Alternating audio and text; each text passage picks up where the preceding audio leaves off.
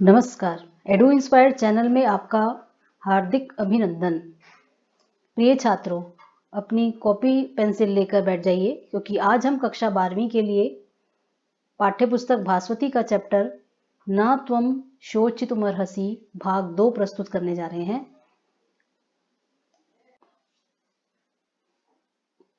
प्रिय छात्रों, आप जानते हैं कि अश्व घोष की प्रसिद्ध पुस्तक बुद्ध चरित से ये पाठ लिया गया है। जब सिद्धार्थ महाभिनिष्क्रमण के लिए निकलते हैं, तब उनका सारथी छंदक उन्हें भार्गव ऋषि के आश्रम तक पहुंचाता है। भार्गव ऋषि के आश्रम पर पहुंचकर इस प्रकार छंदक को सांत्वना देते हैं। को जनस्य फलस्थस्य न स्यादभिमुखो जनः जनी भवति भूयिष्ठम स्वजनोपि विपर्ये। इसमें जो कठिन शब्द हैं उनका अर्थ हम देखते हैं पीछे। जनी भवती का अर्थ दिया है स्वजन का सामान्य होना, यानी विपरीत का सामान्य हो जाना।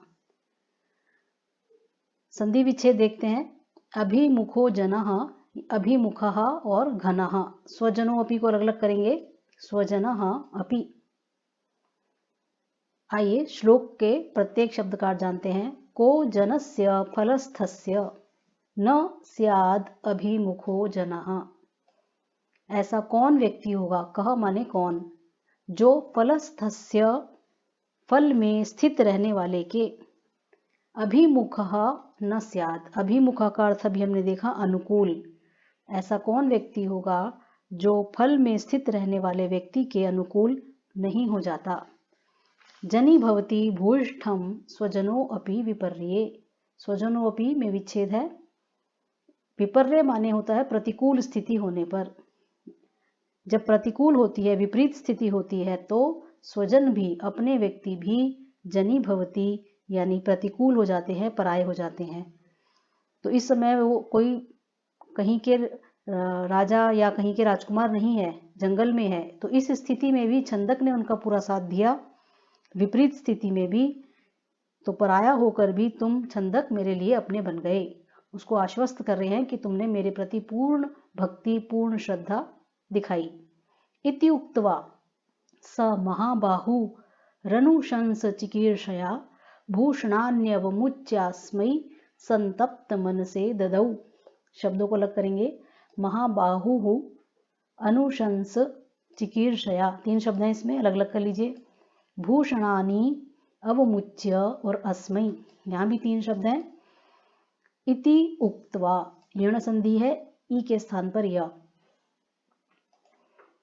इति उक्त्वा देखिए, इति जमा उक्त्वा, भूषणानि अवमुच्य, इनका अर्थ भी जान लेते हैं। विपर्य का अर्थ है विपरीत अवस्था में, चिकीर्षया माने करने की इच्छा से, और संतप्त मन से का अर्थ है दुखी मन वाले को। छंदक का मन बहुत दुखी है। ये छंदक के लिए आया, उनके सारथी के लिए। क्यों दुखी है वो? क्योंकि जो राजकुमार है महल छोड़कर जा रहे हैं, इसलिए वो दुखी है। इति उक्त्वा, ऐसा कहकर, जो ऊपर वाला श्लोक है अभी हमने पढ़ा कि तुम तो पराये होकर भी तुमने अपनों से बढ़कर काम किया, ऐसा कहकर महाबाहु, महान भुजाओं वाले, यानी सिद्धार्थ ने, अनुशंस चिकीर्षया, प्रशंसा करने की इच्छा से।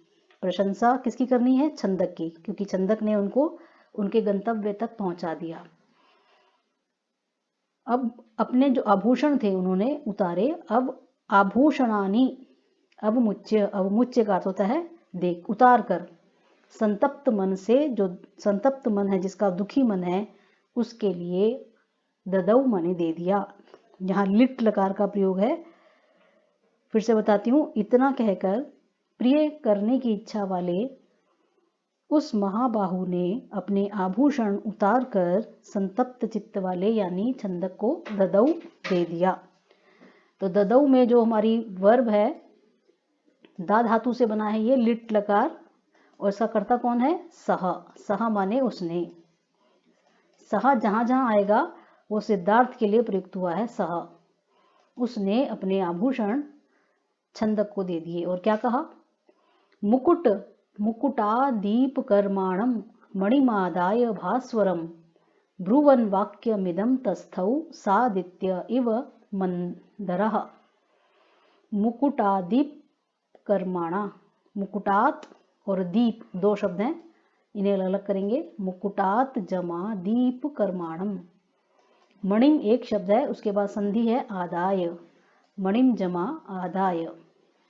ब्रुवन वाक्यम इदम, तीन शब्द हैं, इसको अलग करेंगे। ब्रुवन वाक्यम इदम।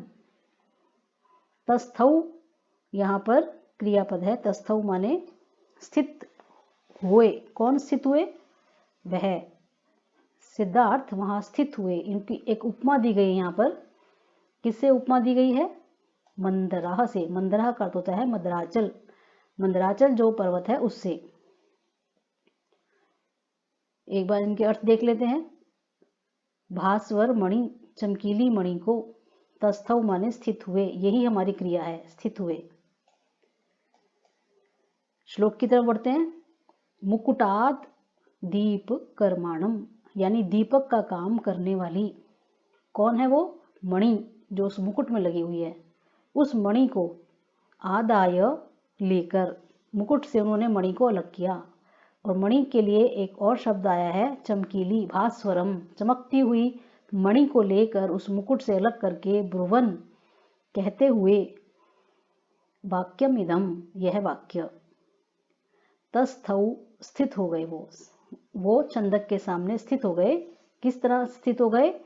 सा आदित्य इव मंदरः, मंदराचल पर्वत जैसे उसके ऊपर सूर्य स्थित हो जाता है। तो यहाँ मंदराचल पर्वत सिद्धार्थ हैं और वह चमकती मणि सूर्य के समान है। उपमा के द्वारा कवि बताना चाहते हैं कि सिद्धार्थ का जो व्यक्तित्व है कितना भास्वर है। पूरे श्लोक का अर्थ समझेंगे। दिए का काम करने वाली उस चमकीली मणि को मुकुट से निकालकर या लेकर मंदराचल के समान, जिसके ऊपर सूर्य स्थित हो, सिद्धार्थ शोभित हुए और उन्होंने वाक्यमिदम, यह वचन कहे। कौन से वचन कहे? अगले श्लोक में देखते हैं। अनेन मणिना छंद प्रणम्य हुषो नृपः। अनेन मणिना छंद प्रणम्य हुषो नृपः विज्ञाप्यो मुक्त विश्रम्भम संताप विनिवृत्तये। बड़े शब्दों को अलग करेंगे। विज्ञाप्य अमुक्त विश्रम्भम एक शब्द है यहाँ। संताप और विनिवृत्तये ये अलग अलग दो शब्द हैं। आपको संधि विच्छेद यहाँ भी दिखाई देगा। बहुशो है वो, हुशो नहीं है, बा उसका मिसप्रिंट है। तो बहुशो बहुशः जमा नृपः, संधि विच्छेद इस तरह होगा। अर्थ देख लेते हैं इसका। बहुश का अर्थ होता है बार बार, तो इस श्लोक में केवल एक ही अर्थ दिया हुआ है, बहुशः।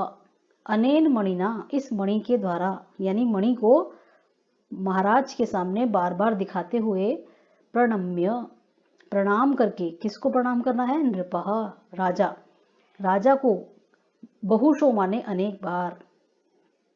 उनका जो सिद्धार्थ के चले जाने से जो उनका संताप है, उसको तुम्हें संताप निवृत्तये, दूर करने के लिए ऐसा करना है।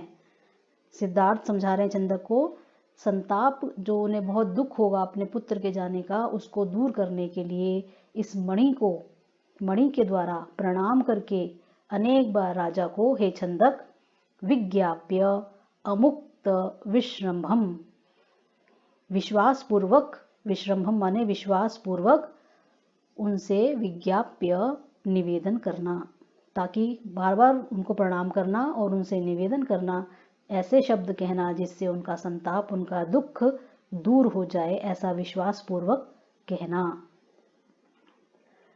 क्या कहना है वो भी उन्होंने संदेश भेजा है राजा के पास, सिद्धार्थ ने। जरा मरण नाशार्थम प्रविष्टोऽस्मि तपोवनम, न खलु स्वर्गतर्षेण न स्नेहेन न मन्युना। तीनों शब्दों को देखिए अलग अलग। जरा, मरण, नाश और अर्थम, चार शब्द है यहाँ। प्रविष्टः और अस्मि, अस्मि जो क्रियापद है उसका कर्ता होगा अहम।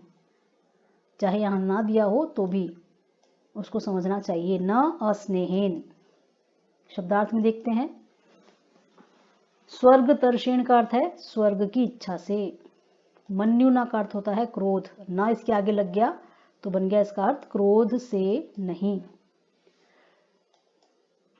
पूरे श्लोक को समझते हैं। हे राजन, अपना संदेश पहुंचा रहे हैं जरा मरण नाश, अर्थ का मतलब होता है के लिए। ये जो मृत्यु और जन्म का जो बार बार चक्र चलता रहता है, इसको नष्ट करने के लिए प्रविष्ट हुआ हूं मैं तपोवनम, इस तपोवन में। मैंने जो गृह त्याग किया है, महाअभिनिष्क्रमण किया है, उसमें कोई मेरा स्वार्थ नहीं है। उसमें क्या चाहता हूं मैं कि मृत्यु से और जन्म से छुटकारा पाना। न खलु स्वर्ग तर्षेण, स्वर्ग की इच्छा से नहीं, तर्षा माने इच्छा, स्वर्ग की इच्छा से मैंने वनवास नहीं लिया। और न अस्नेहेन, ना ही ऐसा कोई कारण था कि मुझे किसी ने स्नेह ना किया हो, स्नेह के अभाव के कारण भी नहीं। न ही मन्युना, मन्यु का अर्थ होता है क्रोध, ना ही मैंने क्रोध में आकर यह निर्णय लिया है तपोवन में प्रवेश का। मेरा संदेश महाराज शुद्धोधन के पास पहुंचाओ कि मैंने क्यों तपोवन में प्रवेश किया है। तो इस प्रकार हमने दूसरे भाग में यहाँ तक आज पढ़ा है। अगला एक भाग और इसके लिए तैयार किया गया है जहाँ इसकी पूर्णाहुति होती है, तो कृपया उसको देखें और अपने कमेंट हमें लिखकर भेजें। धन्यवाद।